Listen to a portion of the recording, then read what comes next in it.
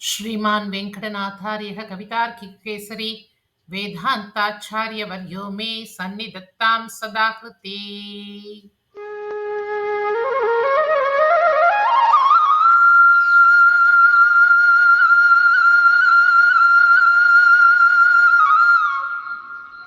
ஸ்ரீ யாதவாபியுதயம் சர்க்கம் 1 ஸ்லோகம் 71.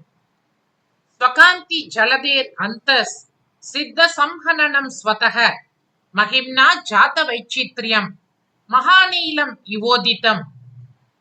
பெருமான் சயனித்திருப்பது வெண்ணிறக் கடலில், அவன் சயனித்திருக்கும் அனந்தனும் வெளுப்பு, அவன் திருமேனியின் நிறமோ கருப்பு, திவ்யாபரணங்களின் காந்தியும் திருவின் நிறமும் ஸ்வர்ணமயம். இந்த காந்தி கடல் போன்றது. இந்த காந்தி மண்டலத்திற்குள் அழகான திருமேனி பொலிவு, தானாகவே அமைந்த திருமேனி பொலிவு, தனது தனிப்பட்ட மகிமையினாலேயே தோன்றிய திருமேனி, அவயவங்களின் அமைப்புகள் தானாகவே சுந்தரமானவை. இத்திருமேனி மகாநீல மணியை ஒத்தது. அதுவும் சமுத்திரத்திலிருந்து தானாகவே உண்டாகும் நீலமணியை ஒத்ததாக திகழ்கின்றது. ஸ்வகாந்தி ஜலதேர் அந்தஸ் சித்த சம்ஹனனம் ஸ்வதஹ மஹிம்னா ஜாத வைச்சித்ரியம் மகாநீலம் இவோதிதம்.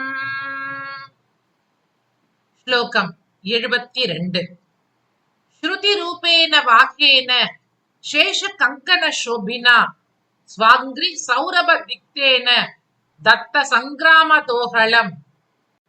ஒரு சிலரை பார்த்தவுடன் ஒரு சிலருக்கு வேகம் உண்டாவது வழக்கம். அனந்தன், கருடன், விஸ்வக்சேனர் ஆகியோர் நித்யசூரிகள், ஸ்வகாரிய துரந்தரர்கள். இதில் கருத்மான் திவ்யமான ஸ்தானத்தை வகிக்கின்றார். அவர் அருகில் இருந்தாலே எல்லாருக்கும் அளவிட முடியாத உற்சாகம் ஏற்படும். ஏனெனில் பெருமான் பிரயாணத்திற்கு சித்தமாயிருக்கின்றார், இனி அசுர பயம் இல்லை என்ற திடமான நம்பிக்கை ஊட்டுவதாக அவர் காட்சியளிக்கின்றார். அவரின் பெருமையை சொல்லத்தான் வேண்டும். சேஷனை கையில் கங்கணமாக சுற்றி கொண்டிருக்கின்றார். அதுவும் அவரின் திருமேனியை மினுமினுக்கச் செய்கின்றது. அவரின் திருமேனியில் தனித்ததொரு பரிமளம் வீசுகின்றது. அது என்ன மனமாக இருக்கக்கூடும்? இந்த மனம் வேறெங்கும் கிடையாதே. ஏனென்றால் எம்பெருமானின் திருவடிகளை அவர் தன் கைகளில் ஏந்துகிறார். வேதமனம் கமழும் அவர் தம் திருவடிகளை தாங்கியதால்தான் இவரின் மேலும் அந்நறுமணம் கமழ்கின்றது போலும். பெருமாள் திருவடியில் தோய்ந்து மனம் பூசியதால்தான் இவர் பெரிய திருவடியானார் போலும். ஸ்ருதி ரூபேன வாகேன சேஷ கங்கண சோபினா ஸ்வாங்கிரி சௌரப திக்தேன தத்த சங்கிராமதோகளம். ஸ்லோகம் 73. ஸ்வவேத்ர ஸ்பந்த நிஸ்பந்த நேதவ்யேன நிவேதிதம் பக்தி நம்ரேன சேனான்யா பிரதிஷ்ருண்வந்தம் இங்கிதைஹி. விஸ்வக்சேனர் எழுந்தருளி இருக்கின்றார்.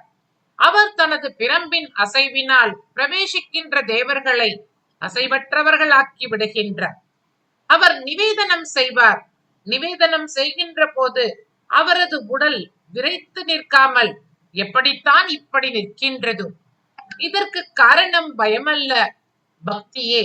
இத்தகைய விஸ்வக்சேனர் செய்யும் விஞ்ஞாபனத்தை தமது இங்கிதங்களால் ஏற்றுக்கொள்ளும் பொலிவுடன் பகவான் சேவை சாதிக்கின்றார். அந்த பெருமானை தேவர்கள் சேவித்தனர். ஸ்வவேத்ர ஸ்பந்த நிஸ்பந்த நேதவ்யேன நிவேதிதம் பக்தி நம்ரேன சேனான்யா பிரதிஷ்ருண்வந்தம் இங்கிதைஹி. ஸ்லோகம் 74.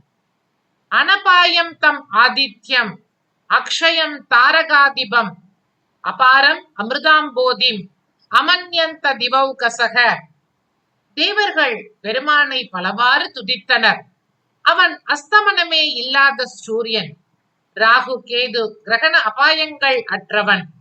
ஆகவே அவனை அதிசய சூரியனாக சேவித்தனர். அவன் க்ஷயமே இல்லாத சந்திரன், கரையே இல்லாத அமிர்த கடல். இவ்வாறு யார் யாருக்கு எவ்விதம் சேவிக்க தோன்றியதோ அவ்விதமாக சேவித்தனர். அனபாயம், அக்ஷயம், அபாரம் என்கின்ற 3 விசேஷங்களும் அதி அற்புதமாக அமைந்து விட்டது.